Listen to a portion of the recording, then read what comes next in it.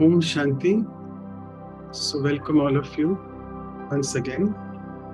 The special golden episode of Values for Life series. And before we begin, we'll spend a minute in silence. Invoke the presence of the Supreme Being.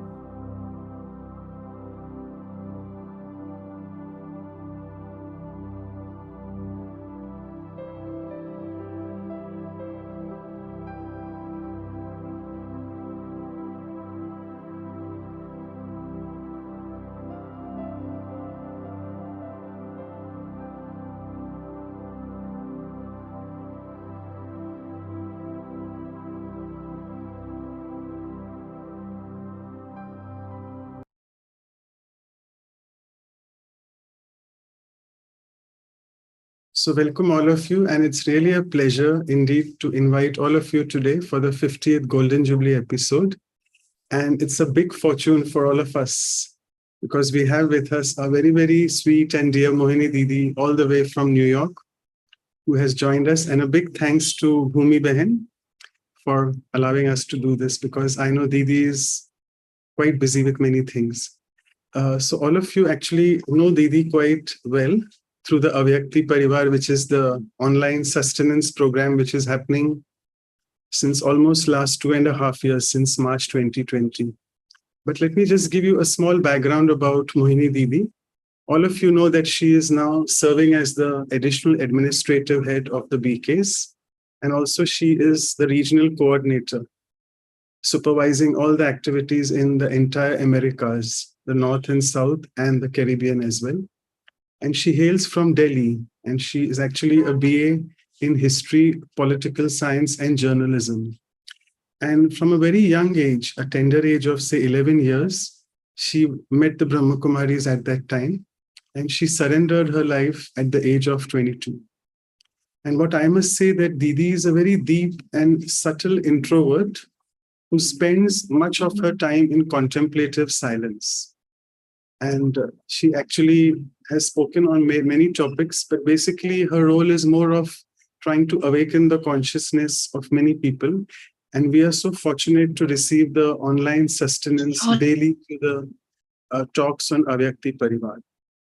And before I begin, I would, as always, a few lines on Mohini Didi. Serving globally all the Americas as the regional director, Didi is playing her divine angelic role as the perfect hero actor, helping us to establish our connection with the Supreme as a connector. She teaches us how to earn blessings and become a spiritual collector, so that in life we don't have to hire any human corrector, because now we can pick our own weaknesses with the spiritual detector and can have mercy on the self and others and become a merciful bestower. I think that's the theme for this entire month of merciful bestower going on at the moment. And since we are having this very special episode on surrender, and Didi has surrendered her life at a very young age, so a few lines on surrender. Didi, through her life, has been an embodiment of surrender, and with her angelic voice, which is so soothing and slender, she gives us all the sustenance, which is indeed so caring and tender. And she has immense respect for everyone, irrespective of their gender. That's because she has lived all her life being the spiritual vendor. And we all salute her. And to be with her indeed gives all of us a real splendor. So with this, I would first of all, immense thankful gratitude to you, Mohini Didi, once again. And I remember you were there for the program. Once we started, you had given us blessings from the first episode. You were there with Jayanti Didi for the first birthday anniversary last October. And again, thank you so much for spending this 1 hour with us. And as always, Brother Eric is also with us. So we'll have your talk first for around 20-25 minutes. And then after that, Brother Eric will do it the typical chit-chat style, as always. So I would request Sister Claudia first to do the official welcome. Over to you, Sister Claudia. Om Shanti. Good morning, Didi, good morning, everyone. Good afternoon, good evening to all of you who are in India. It's a pleasure to have you with us. Didi, we have been studying 49 values, and some of them we have like maybe a little percentage missing that we want to get there, 100%.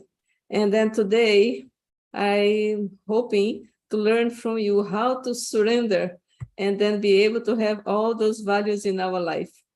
So I have a little bouquet for you.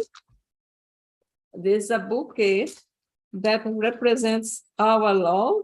And you see on the middle, there's a rose, a golden rose, because that represents our heart, because you have a golden heart. So thank you very much and welcome to our program. Thank you so much, Sister Claudia. And now we would request Didi to start the talk. Over to you, Didi. Thank you.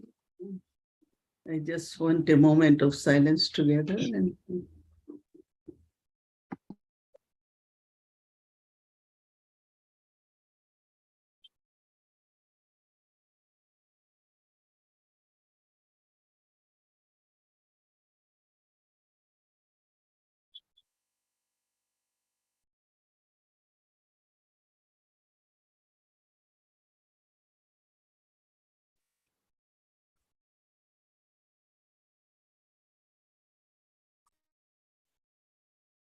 Om Shanti, everyone. Good morning here. I'm in New Jersey today, this weekend, spending time with the family.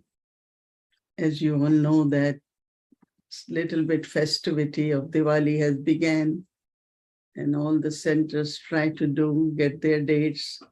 So today we have a big family, all instruments from New York, New Jersey together. And so I should say Happy Diwali to all of you. Thank you, Manoj Bhai, for such a lovely words you said for me. I was thinking about what you were saying, and yes, we have to play our role. And also to Claudia Wen, such a beautiful bouquet, and with the golden heart from all of you. To start this program needs a very generous and very, very big heart. And all of you, those who are instrument plus participants, I think you all have a very, very generous and a kind heart. And I also began my spiritual journey struggling and also seeking, struggling with expectation from everyone, the life of values, and seeing that they're not being practiced. It's only expectations from each other. And seeking began that, oh, I'm supposed to be speaking truth all the time, which I am happy to do. But that's not what it's hacerlo.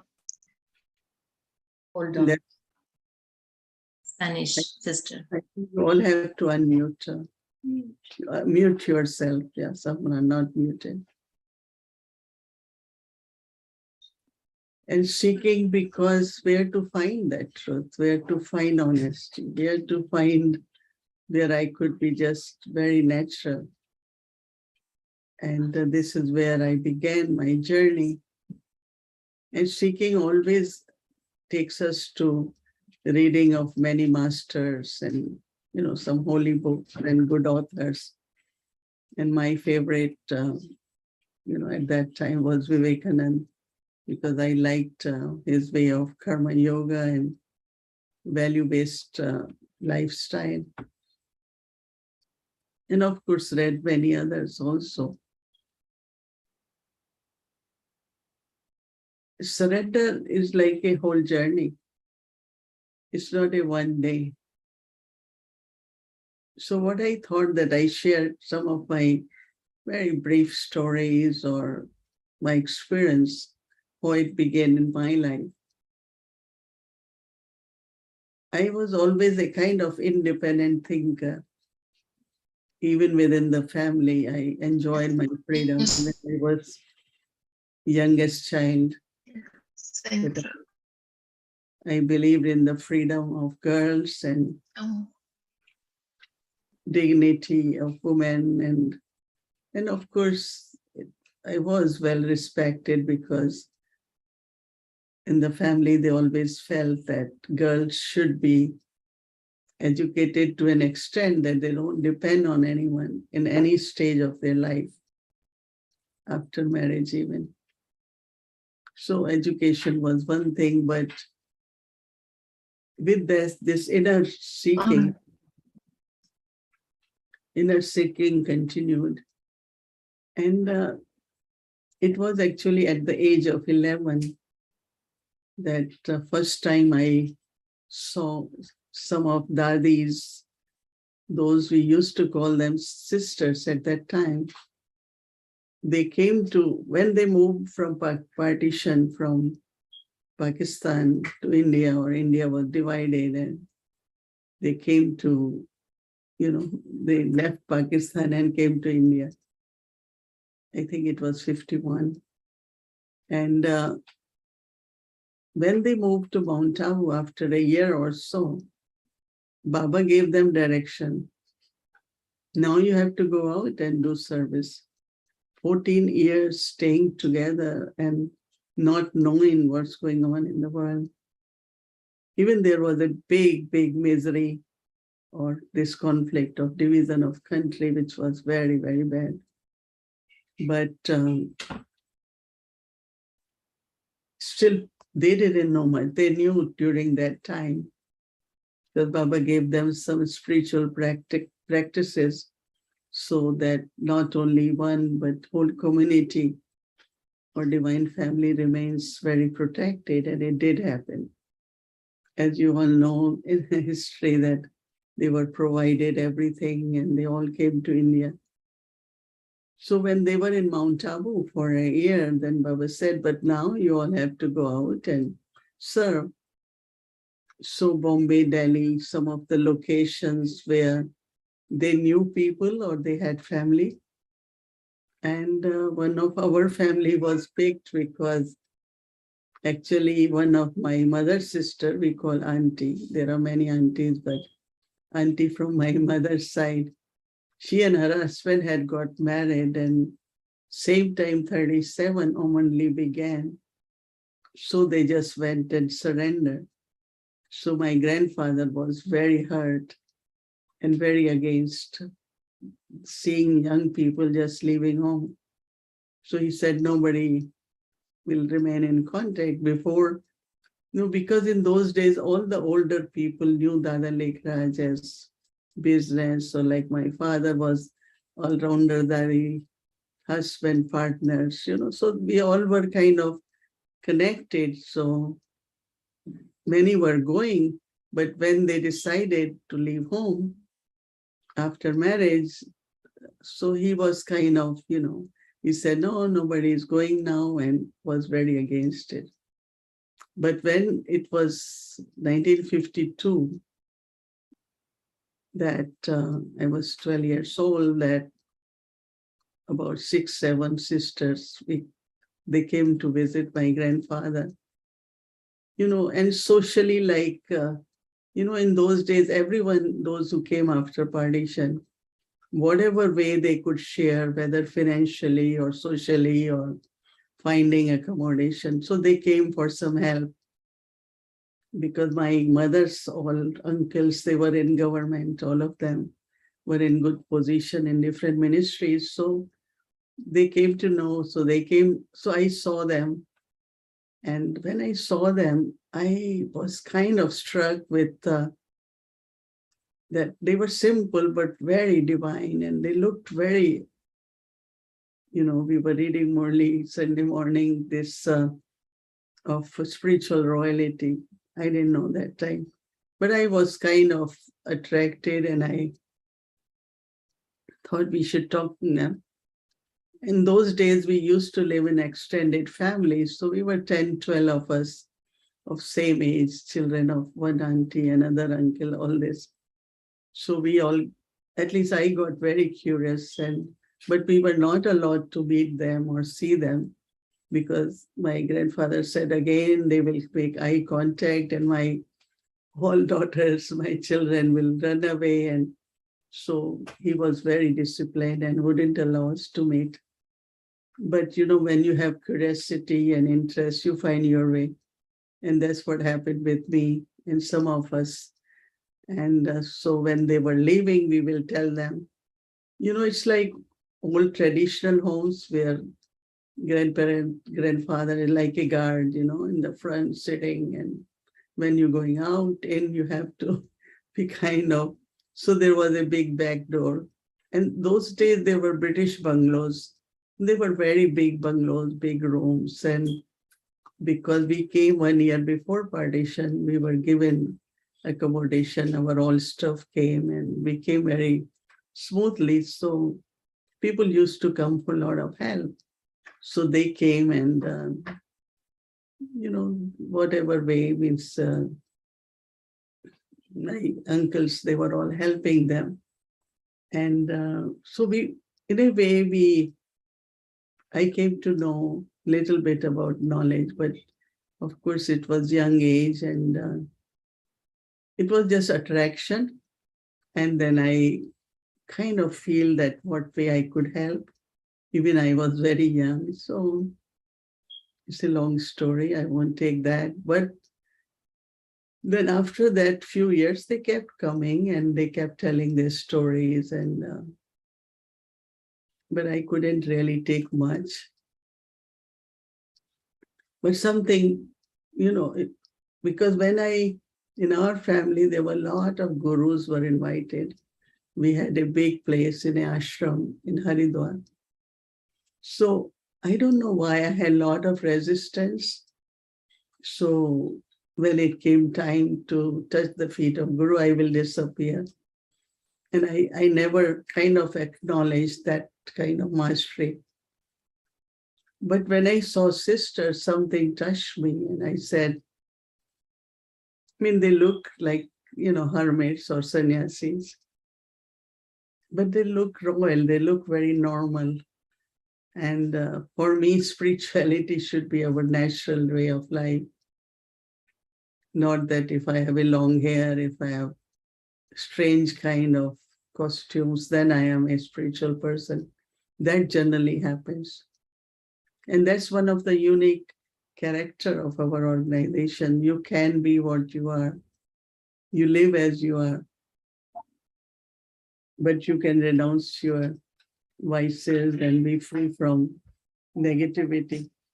It's very unique, And you must see in Madhuban, whenever there's program, there's so much cultural program. And some people ask me, and they actually have a very big article on religious organizations and dancing in that, especially like Hare Krishna. Everywhere there is dancing.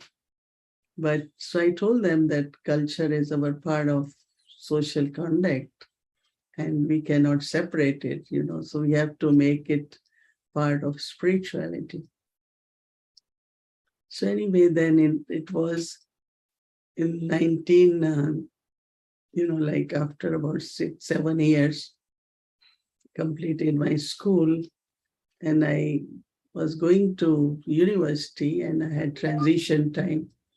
So I asked permission from my family if I can go and take course, 7 days course, because a new branch of Brahma Kumaris had began. So in the beginning, my mother, somebody will go with me. They won't allow me to go alone. But what happened that Mama came. And when Mama was visiting, we spent few days going every day to Mama and talking to Mama. And then when Mama was going, she got in the train. I had just a feeling that I want to be like her. I want to be on this kind of service. And understanding, which was through the course, that God is establishing new world, divine world. And so I said, but that's what I should be doing, right? Whatever my father is doing, I would love to do that. So there was this whole thing of joining this task force or whatever, joining them in what they are doing. And I would want to see that what way I can help in my life to just do what Baba is doing. So when that thought came, it was so much in my head. One time I went to see, so then we started, mission, give message, contact people. So there was an eye surgeon, very famous, very famous. Every minute he will do one cataract. And but he was in the opposition of Brahma Kumaris. And I love to serve those who oppose. So I called him, I said, can I come and see you? And I was about 16. He said, why you want to see me? I said, I have something to share with you. So he had 10 minutes. He said, come 9 o'clock, I am busy. So he said, what you do? I said, I help God. He said, can you repeat what you say? I said, I am helping God. So he didn't have time. He said, can you come during lunchtime? Come at my home, meet my family. And I need to talk to you more about how you help God. I thought God helps us. And I even didn't realize what I had said, but that's how it was. I'm helping God. He is establishing new world. So I have to be part of that. I don't want to be part of where there's so much sorrow and no values and all that. So I again went and I told him what I meant, that God has given us life and he's doing his task. And so this was the whole deep internally. Now, when the word surrender comes, a lot of people think one day you pack your baggages and you move to the center. For me, that's not surrender. As I said, it's as you begin your spiritual journey, the surrender begins with understanding gradually. So internally, when I decided this is what I have to do, that's where really surrender began. Because my time, my mind, my intellect, whatever little wealth I had, I thought everything had to be used for this task, right? And that time it's not I had much because I was not earning. But what happened is that start using the context. Like I will go to big companies, whatever what the needs of Yagya. I remember we got first truck for Yagya to transport things, whatever way myself and my contacts or family could do, we were able to do it. So it's like you're offering yourself gradually, your mind, because your time, your intellect, and then whatever is your qualities, your expertise, or your skill, we start kind of, and as you all heard that I did political science only because I wanted to understand the world, its constitution, how really, and then I had world history also.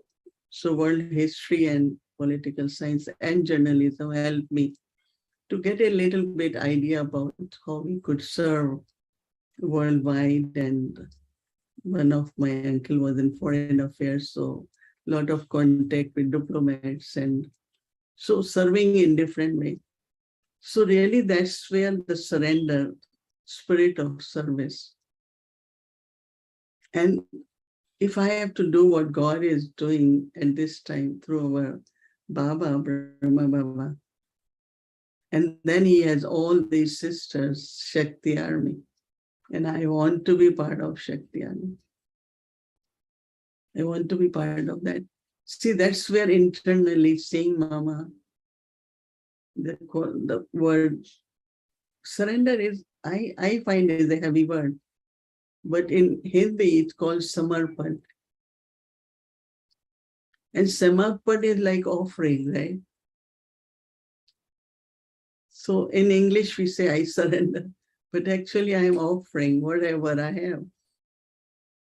And then when you offer, what you get in return is very interesting.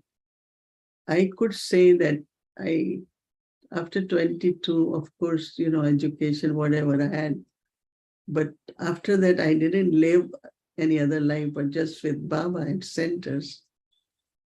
But I learned, everything I learned is really after coming to Baba, in the sense of communication. And then I had IT, then everything you can think of. I had been coordinating for a long time. It's really from Baba. That means when we are offering, then from that offering, what comes back, when you offer something in a temple, after offering, it becomes a prasad. It's holy. And that is what we have to remember, that after belonging to Baba, whatever I have is coming from Baba and it's sacred. And that is why when I came, Didi Mohini said, you have to forget your studies, you have to forget everything. It's only when we came to UN and Didi came, and she said, now I know why Baba made you study political science and all that, because UN is just whole political body, but for peace. So surrender, this is how it began, right? Gradually now, what we do, our time, our resources, our skills, personal, or wherever we could connect with, belongs to God, belongs for His service to humanity. So this way, each one of you can think what percentage you are surrendered. That means how much you are on God's service. Now there are three types of surrender, which in terminology in Yagya, those who are like person like me, I don't have job or family, so I'm completely surrendered. But there are some who are in family and they have work. No, there is second one, which we say only on God's service. That means they're not surrendered. It's surrendered in the sense of like me, depending or taking sustenance from Yagya.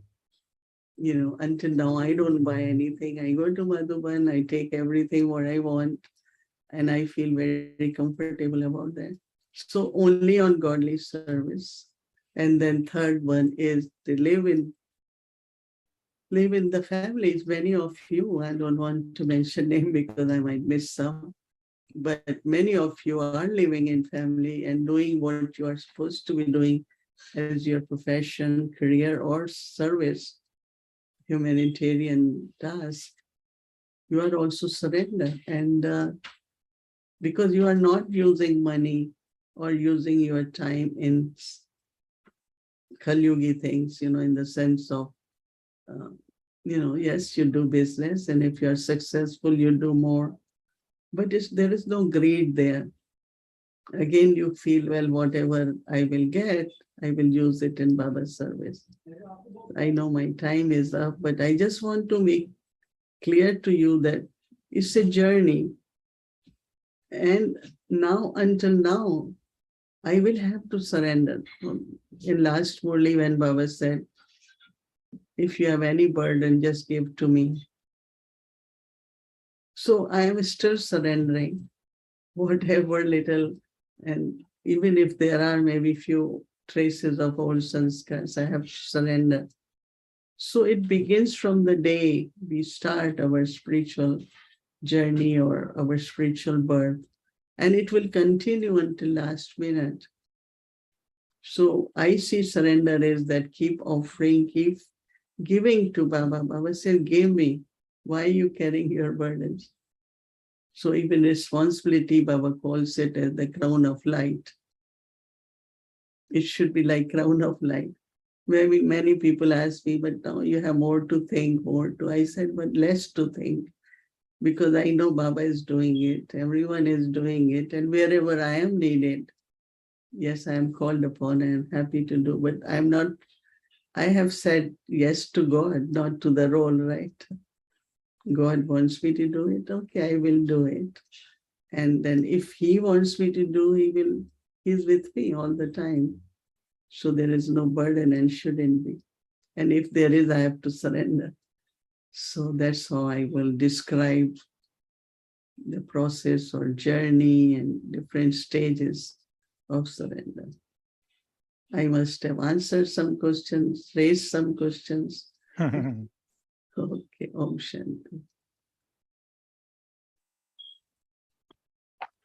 Om Shanti, Mohini Didi. Hello, greetings, loving greetings. Hello, I'm brother. you are in New Jersey, but I'm in Winnipeg today. So loving greetings from this beautiful city in Canada, which is in the middle of Canada. And greetings of love. And so two things. First thing, you passed a very important examination. Congratulations. Because when we saw this topic of surrender, I think some of us thought, ooh, this is a very difficult topic. You know, if you say Sister Mohini is going to speak about love, everybody's happy. That's easy. That's no problem. Everybody wants to hear about love. Surrender, I'm glad I was not asked to give a lecture on surrender. I don't know how I will have presented it. But I think you did so well that first you pass your test. This is it's not an easy virtue. It's not like a virtue you want to promote, like you want to promote love or happiness. You know, I don't think anyone in the street, if you ask someone in the street, would you like to surrender? They would say, no, what do you mean? And why would I surrender? So congratulations, you passed a very beautiful test. And secondly, well, I have a problem is because you did so well that half of my questions that I prepared are absolutely irrelevant because, you know, by using the word offering instead of surrender, I think for many of us, it brings it back to the right thinking. And I know many are listening today, which are not, they haven't taken the course, or they're just very new to the Brahma Kumaris, so they may wonder what surrender are we talking about? And I know you shared your life, which is always such a beautiful story to listen to. And I wish we could go into more detail. So maybe tonight I'll ask you more details. But for now, you know, for me, when we say surrender, I think for many people, it's a sign of weakness. The weak surrender to the powerful. And you lose a battle, then you surrender. Then you are defeated. So by putting the word offering, then you remove all my questions, because then the questions are not relevant anymore. But still you say, what I like is you say, this is a journey. I find it very interesting is that you're still surrendering. So do you find that on that journey of surrendering, you found that there were different steps, different moments that made you realize how every time surrendering was a way for you to remain safe as well, to remain protected, to remain in the right spot, instead of what's the opposite of surrendering? It's rebelling. You know, one of the motivation which comes when you are offering or surrendering is like you feel that God is responsible for your life. You know, like he will take care. He will take care in any situation. Even many times Baba calls it canopy of protection, but I call it like he becomes responsible, right? When you say, Baba, I belong to you, everything belongs to you. When we say this to God, then everything I have, if it belongs to God or for his service, right? You will never lose it. You will be surprised that loss and deficit and deceive, everything is erased. If I when I'm traveling, I haven't been for a while, for a few years. So if I leave something at some place, it comes back to me. Anything I have found that because it's not mine, so surrendering is creating that relationship with God, the energy or the power which you get from God, that everything of yours, because it is His, right? And that's why I tell everyone, whatever is yours, Ravan will take away. Anyway, it will go. Anyway, you will lose it somewhere, whether you will waste it or someone will borrow, you will give because of compassion, you will never get. But I find that anything, of course, when it comes to time, when it comes to thoughts, that's my responsibility. But when it comes to anything else which I have offered, the bargain, I shouldn't say, but it's like what comes back to you after this offering. I think it's something amazing, it's like, that's why Baba says mind, body, whatever else resources you have should be surrendered, in the sense be offered to Baba. So I think that steps are there because didn't happen much in my life, but many people tell me that because one of the thing, this is about 60 plus years, I'm wearing same clothes, same hairstyle, everything. Not the same sari. You changed. You have new ones, right? No, that is when I say same in the sense of, Yes. yeah, same standard. Same style. Same style. Yeah. So a lot of people call me and ask me, even now, you don't get bored with your clothes? You don't get bored with your hairstyle? Don't you get, because in these countries, people change everything very often, their hairstyle, their fashion. And I am same since I came, it's 43 years. Now I am in USA. So when I go to India, you haven't changed. I said, did I go there for change or did I go there to serve? But there is no thought, no attraction. Rather, you haven't read Murli, I read, Baba is talking about spiritual royalty and spiritual royalty in personality. And Baba said that's not very common. And that's what happens with our simplicity. And, so there are some who struggle a little bit about certain things. And also one has to be very much in self-respect, where what people think, what will they say, what you look like. I never get these thoughts, I say that's what they have to do. But I feel very, very proud. And I feel that in this world, at this age, to live in such a simple way, beautiful way, very pure, honest, is really, really a high dignity, and which only after surrendering you can have. Well, I have to say, I know you for 40 years almost, and I've seen you in the same sari, same dress, for 40 years. I know they're different, but I'm glad you're keeping that style, because for us, I'm into fashion sometimes for work, and I like new style and things. I changed my hair a few times, but I'm always coming back to, okay, let's make it simple. But I'm thinking of you, and I've always found you so elegant, so royal in your sari. It's such a beautiful dress. So I'm glad you're not coming one day to class on a pink sari or on yellow sari. I think I will be very disturbed if you do that one day. So happy to see you in your simple dress, but it's very royal dress, like you said. So, you said that for you, it was a bit natural. There was attraction. What would you suggest to someone who is a little bit scared of surrendering? Because your faith in God was natural. Your attraction to God was natural. But for some people today, they have doubt. Something happened. They don't know if they can trust God. So why would they surrender their mind, body, all the properties mentally, offering them to God when they have doubt about the existence of God? So what the surrender becomes? And is there a contract you have to sign, or how do you do that? Is it something that you have to is it a determination in your mind that you have to say, okay, let me try to surrender, see what happened, or how does it work? And what would be your suggestion for those who are not yet too clear about God? No, what about love serving humanity?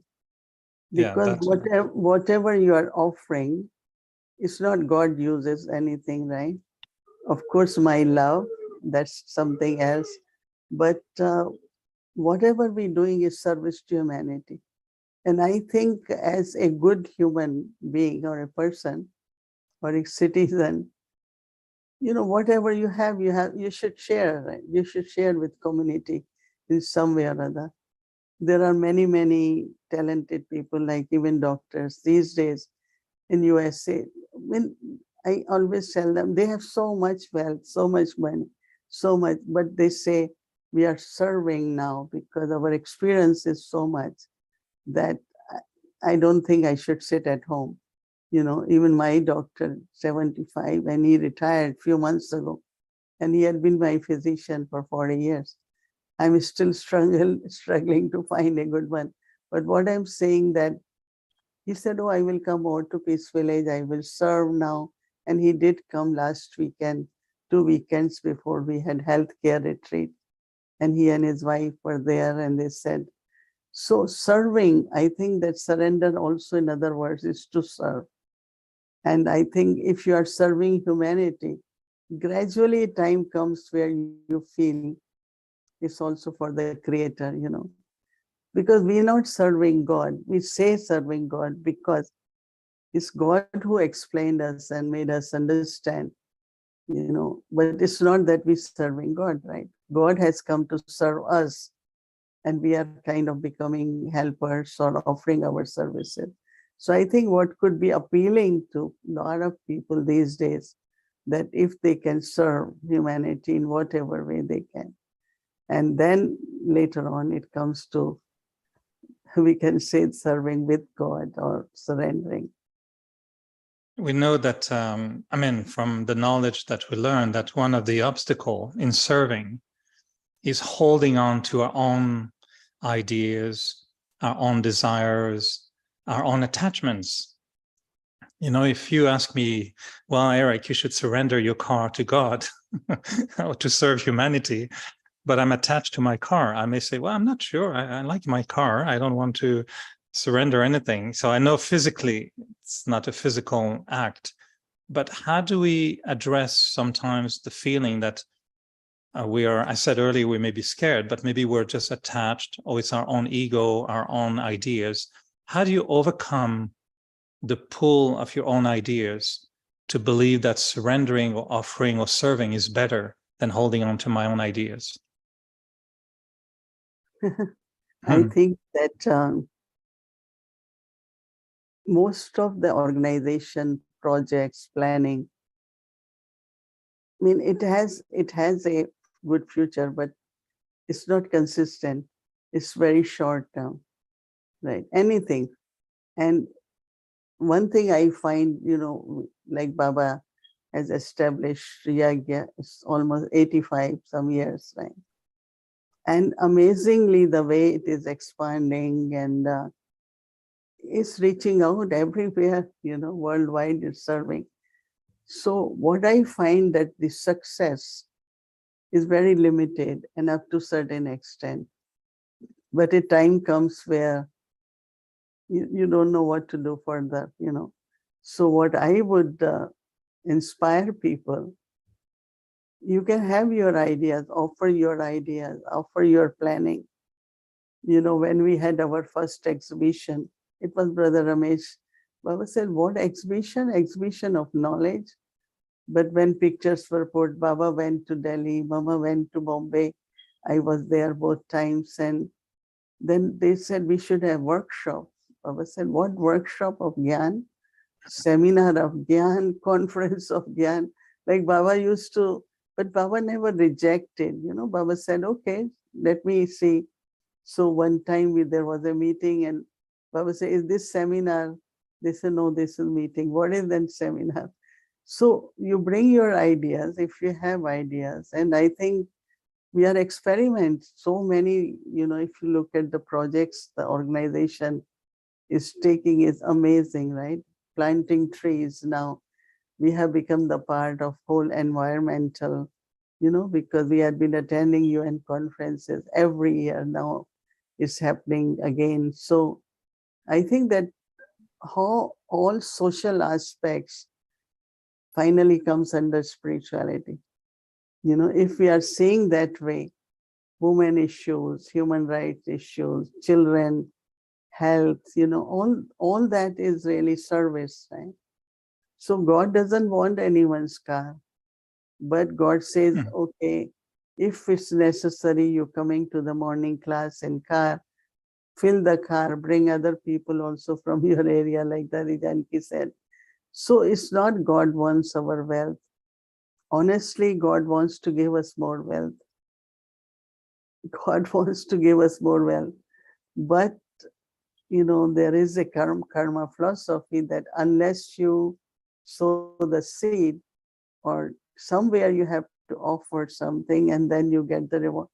People are so wealthy, right? But if you see their difficulties, their problems, their worries, and separation in relationships, sometimes I think of the richest people of the world, But when we are offering something, even little bit, what we are going to get reward of that.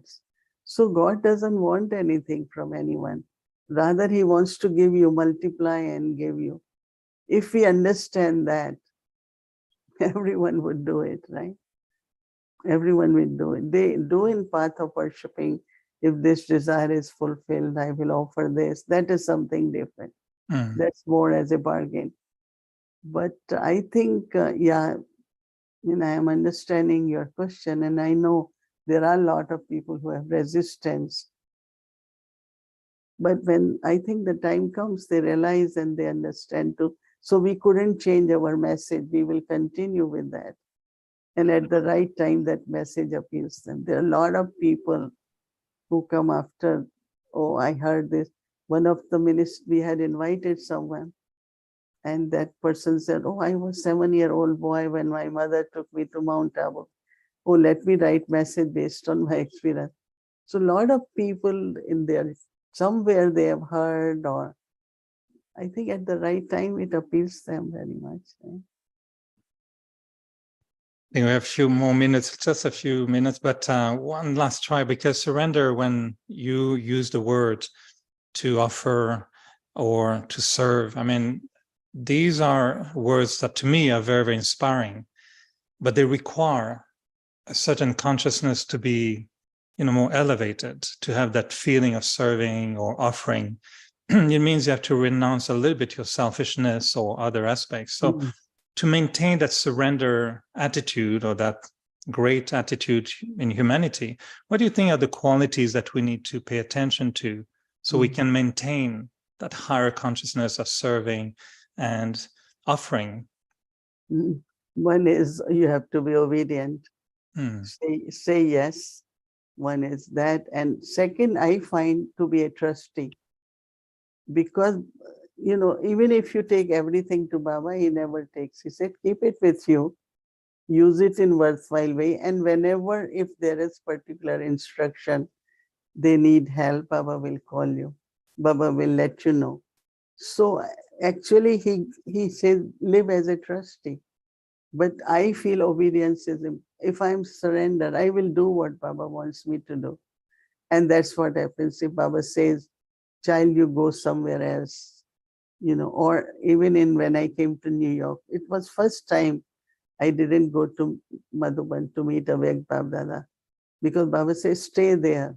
You have to stay there. And I said, okay, I will go next year. I won't go. But in obedience, I think that it works very well, that you get more blessings. And, we have to know that there is this higher power knows much more what is good for you. And that's being offered to you. Every opportunity we get is an offering, right? That's why Baba said, take a chance, you become chancellor.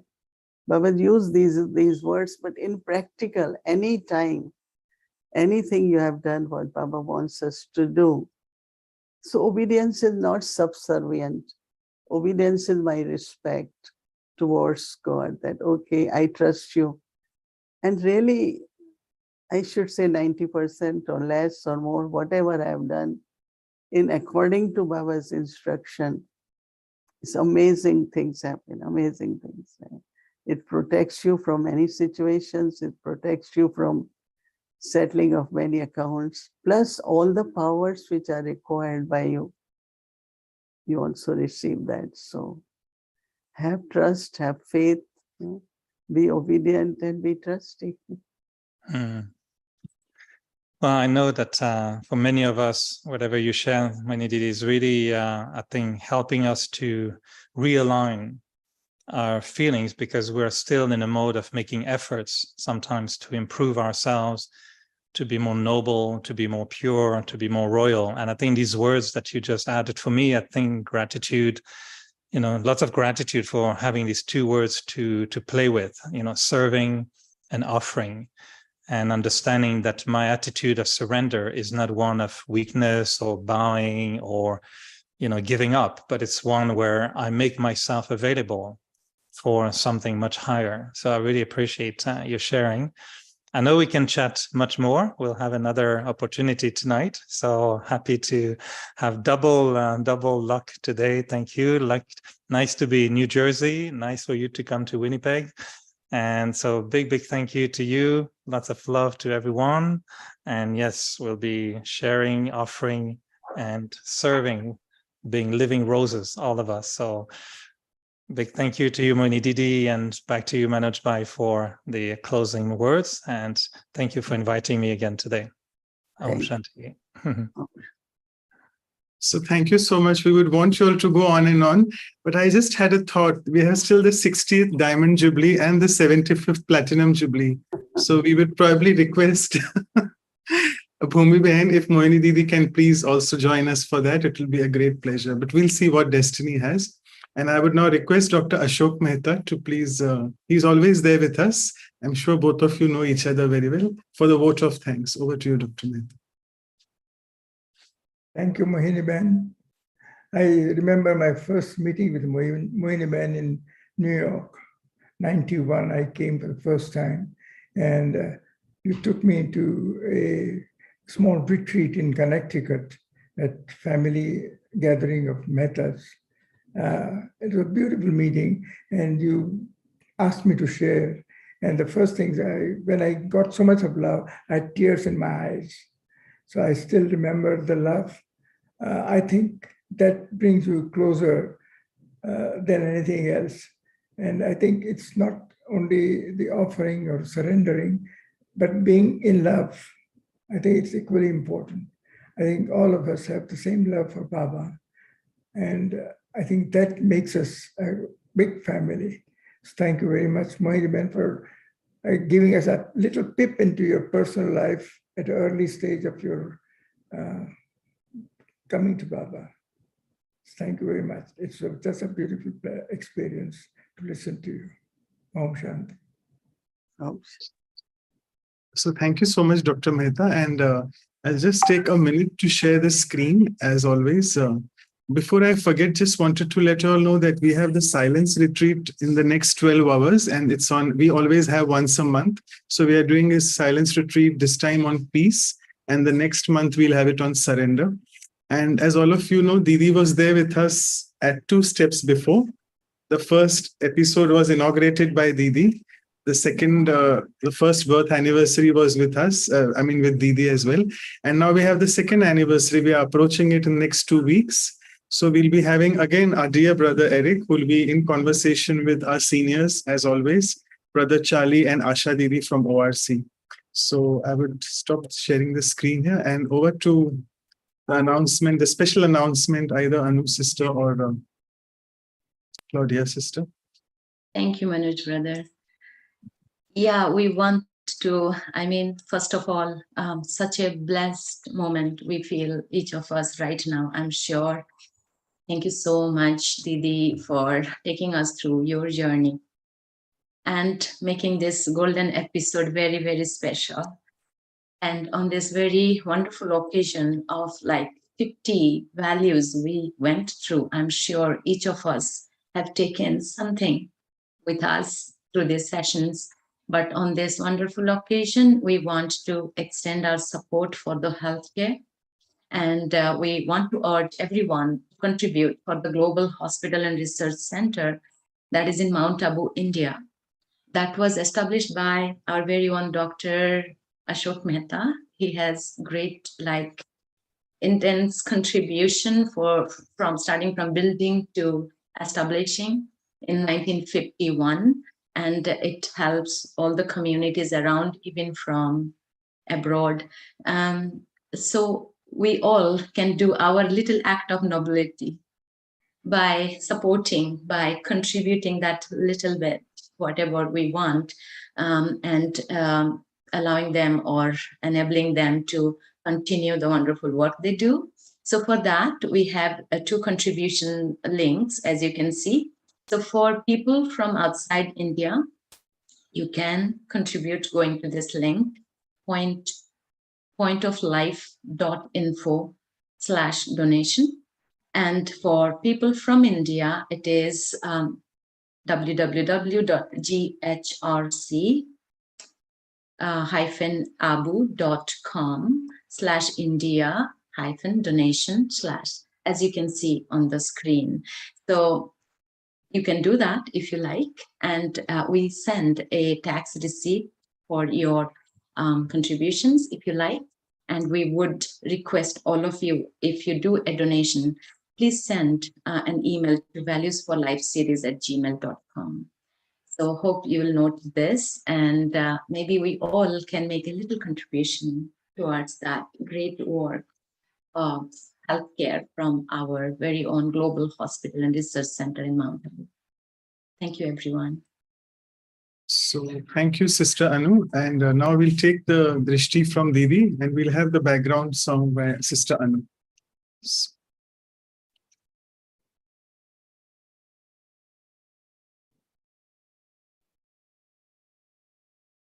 I hope we have Didi with us. Yes, she's there. Yeah.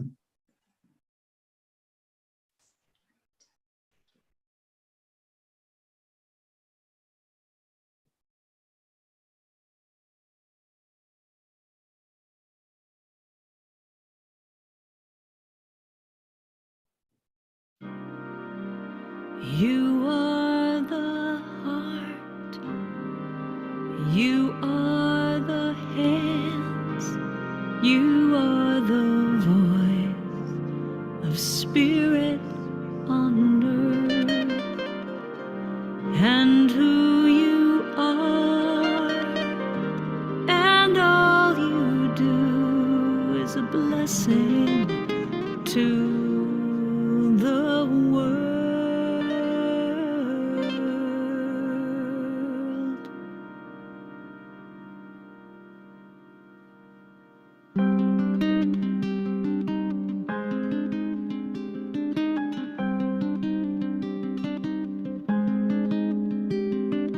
You are the heart, you are the hands, you are the voice of spirit on earth, and who you are and all you do is a blessing to the world. You are the heart, you are the hands, you are the voice of spirit on earth, and who you are and all you do is a blessing to the world. We are the heart, we are the hands, we are the voice of spirit on earth, and who we are and all we do is a blessing to the. We are the heart, we are the hands, we are the voice of spirit on earth, and who we are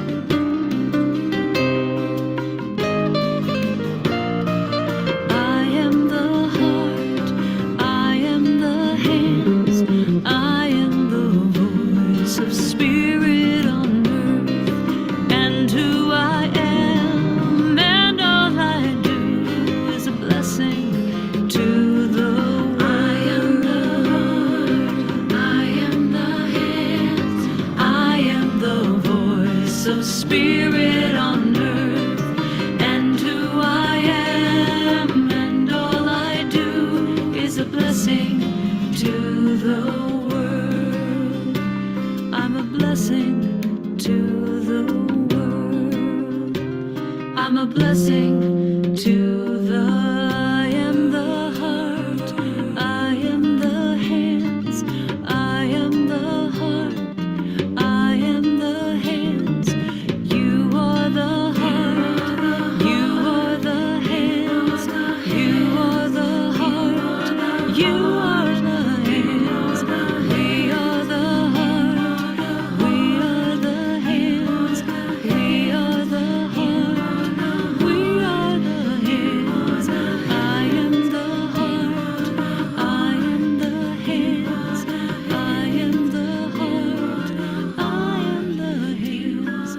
You are the heart, you are the hands, you are the heart, you are the hands. So once again, immense gratitude to Mohini Didi. Thank you so much for your presence, and Brother Eric as well. Thank you. Om Shanti. Good day. Thank you.